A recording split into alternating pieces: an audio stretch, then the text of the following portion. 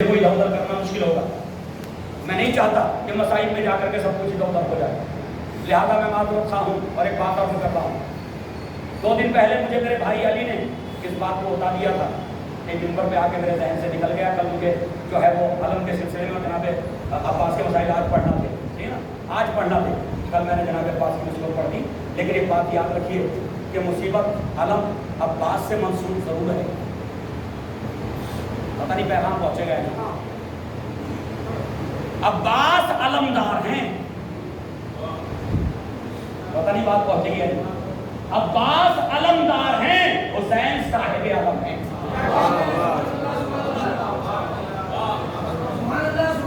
اور بتائیے گا بہت سوچ سمجھ کے جملہ کہہ رہا ہوں. حسین علم کے اٹھانے والے ہیں، عباس علم کے اٹھانے والے ہیں، حسین علم کے بنانے والے ہیں. حسین علم حسین کا ہے، تو بھائی عباس کو اٹھانے والے ہیں. تو علی تو یہ مت سمجھیے گا کہ بس عقل علم کے وقت پہ اتنا ایسا کچھ نہیں ہے. یہ تو ہم نے بنائی نا مناسبت ہے کہ جی جناب عباس کے علم کا ذکر ہوتا کہ بس ایک جملہ کہوں گا اس علم کے لیے. خیبر میں علم کے لیے سب جاگے تھے یعنی بخاری تک میں روایت ہے، مسلم تک میں. میں اپنی کتابوں کو تو حوالے نہیں دیتا کبھی ممبر پہ بیٹھ کے. بخاری میں، مسلم میں، صحاح ستہ میں روایت موجود کہ خیبر میں نبی نے فرمایا میں کل علم سے دوں گا. اور جب فرما دیا تو ایک صحابی کہتا ساری رات جاگتا رہا اس تمنا میں کہ کل یہ علم مجھے مل جائے، کل یہ علم مجھے مل جائے. اچھا مل جاتا تو کیا ہوتا؟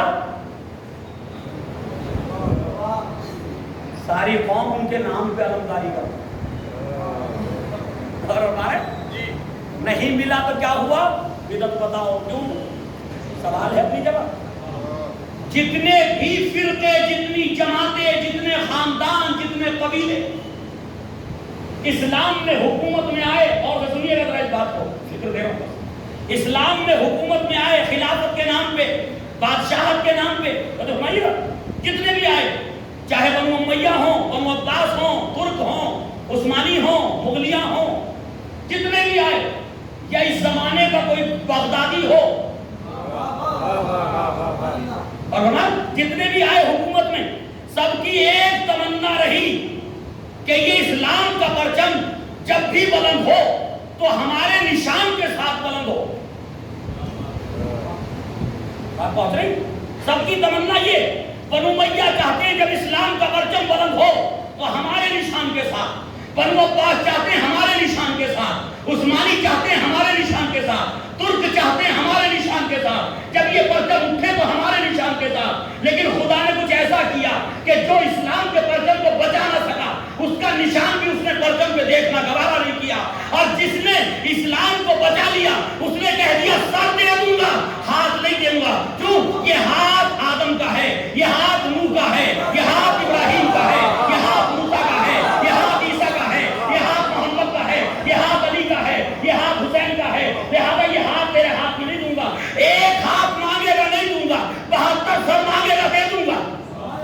72 سر دے دوں گا، ایک ہاتھ نہیں دوں گا. تو جو ہاتھ یزید کے ہاتھ میں نہیں گیا تھا، اسی ہاتھ کو ہم نے اسلام کے علم پہ لگا دیا. سب کو یہی ہونے لگا، ارے جسے ہم نے قتل کیا تھا اس کے نشان سے علم اٹھا. پریشانی کوئی نہیں آ گئی؟ جسے کل ہم نے قتل کیا تھا اسی کے نشان سے علم اٹھا. یہ پنجہ وہی ہے، لاشا اکبر کی طرف دیکھتا، کبھی قاسم کے جنازے کے ٹکڑوں کی طرف دیکھتے. ایک لاشا پڑا ہوا ہے، خیموں میں آئے، اے بہن زینب تم پر میرا آخری سلام، بہن ام کلثوم تم پر حسین کا آخری سلام، ماں فضا حسین کا آخری سلام قبول کر لو. ایک مرتبہ جناب زینب کو کہا کہ بھیا کس میں چھوڑے جا رہے ہو ان بیویوں کو کس میں چھوڑے جا رہے ہو؟ بھیا ابھی تک عباس تھے تو ڈھارس تھی، اکبر تھے تو ڈھارس تھی، بھیا ان بیویوں کو کس میں چھوڑے، چھوٹے چھوٹے بچے کس کے سارے. ایک مرتبہ جناب امام حسین نے کہا بہن آج کے بعد تم عباس ہو. میری ماں جائی عباس کی ذمہ داری تمہیں ادا کرنی ہوگی. اور اس کے بعد بیویوں کے حلقے سے نکلے تو ہر ایک بیوی کو سلام کرتے ہوئے سر جھکائے ہوئے. میرے مولا سر اٹھا کے کسی بیوی کو نہیں دیکھتے, کسی بیوی کو نہیں دیکھتے. کیوں؟ آنکھیں کچھ سوال کر رہی ہیں, کچھ پوچھ رہی ہیں. میرے مولا بہن سلام, ایک ایک بہن کو سلام کرتے ہوئے گزر گئے. ماں کی فضل, ماں کی قریب فضل سلام, ایک ایک کو سلام کرتے, بیٹیوں کو سلام کرتے گزر گئے. جب ایک مرتبہ مقتل میں آئے, بیویاں تو خیمے میں کوہڑا پٹپا کیے ہوئے تھی, حسین مقتل میں تھے. خیموں میں آہوکا تھی, حسین مقتل میں تھے. سکینہ جو باپ کے سینے پہ جلتی زمین پہ باپ لیٹ گیا تھا, سینے پہ سلا دیا تھا, سکینہ کو جو ہے زینب کے حوالے کر دیا تھا. سکینہ سو گئی تھی, باپ مقتل میں تھے, امام حسین مقتل میں تھے. ایک مرتبہ وہ جنگ کی کہ کوفے کی فوجیں, کربلا میں یزیدی فوجیں کوفے کی دیواروں سے ٹکرانے لگی. علمان الحفیظ کی آوازیں بلند ہو گئی. میرے مولا دریا کے قریب پہنچے, نہر فرات کے قریب پہنچے, اور ایک مرتبہ جناب عباس کو آواز دی, بھیا کہ اپنے آقا کی جنگ نہ دیکھو گے؟ تاریخ کہتی کہ وہاں سے ہٹے, پھر جنگ کرنا شروع کی. اب اکبر کے لاشے کے قریب سے گزرے تو کہنے لگے میرے لال کہ اپنے ضعیف باپ کی جنگ نہ دیکھو. کبھی حبیب کو بلاتے تھے, کبھی مسلم کو صلاح دیتے تھے, اور کبھی ایک مرتبہ حملہ کرتے ہوئے کہتے ہیں ظالموں تم نے میرے بھائی کے بازو قلم کر دیے, اے ظالموں تم نے میرے اکبر کے نیزہ مارا, ظالموں تم نے میرے افضل کے گلا چھید دیا, ظالموں تم نے مولانا محمد کے لاشیں اٹھانے پہ مجبور کر دیا. یہ کہتے کہتے حملے کر کے جا رہے تھے. فوجیں یزیدی کوفے کی دیواروں سے ٹکرا رہی تھی. ایک مرتبہ بسر سعد نے کہا ارے سب مل کے حملہ کرو. اب کیا تھا, سب مل کے حملہ کرنے لگے. تاریخ کہتی نیزے چلنے لگے, تیر برسنے لگے, تلواریں چلنے لگی. ارے فرزند رسول زہرا کا لال جب تک جنگ کرتا 3 دن کے بھوکے پیاسے تھے.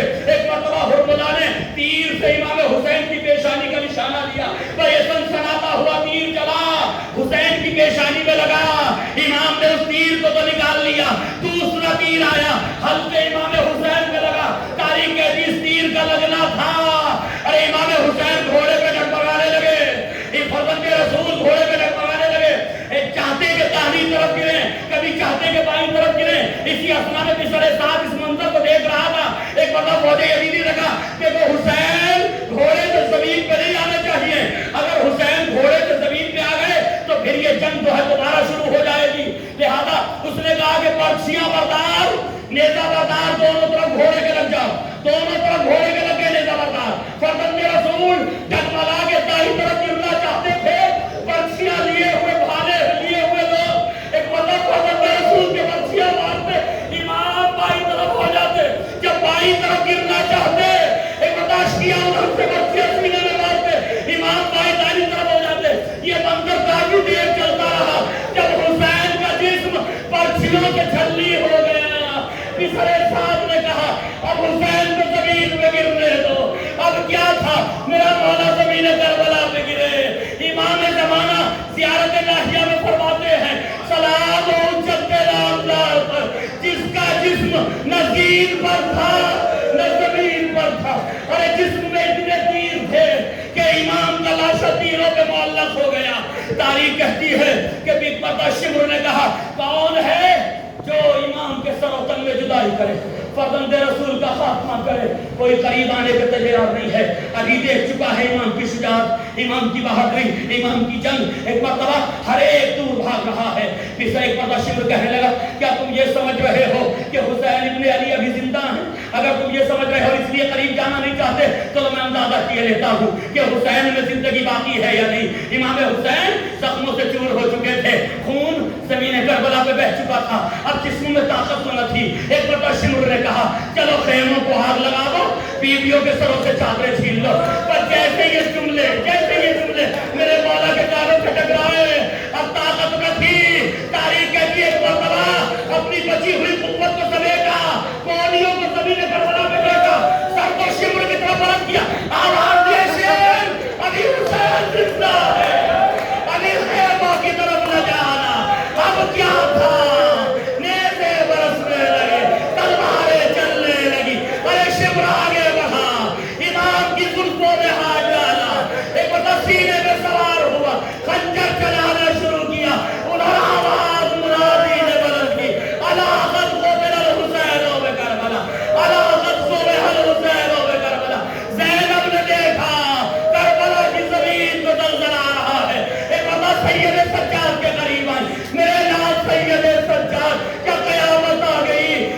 سید سجاد نے کہا تم یہ پکڑا خیمے کا پردہ تو ہٹائیے. اب جو خیمے کا پردہ ہٹا کوئی بیمار بیٹے کو باپ کا یہ منظر نہ دکھائے. سید سجاد نے دیکھا بابا کا سر نو کے نیزہ پہ بلند ہے. آواز دی السلام علیکہ یا عباد اللہ, السلام علیکہ یا ابن رسول اللہ. حبیب میں باپ کے ہو گئے آپ کے بھائی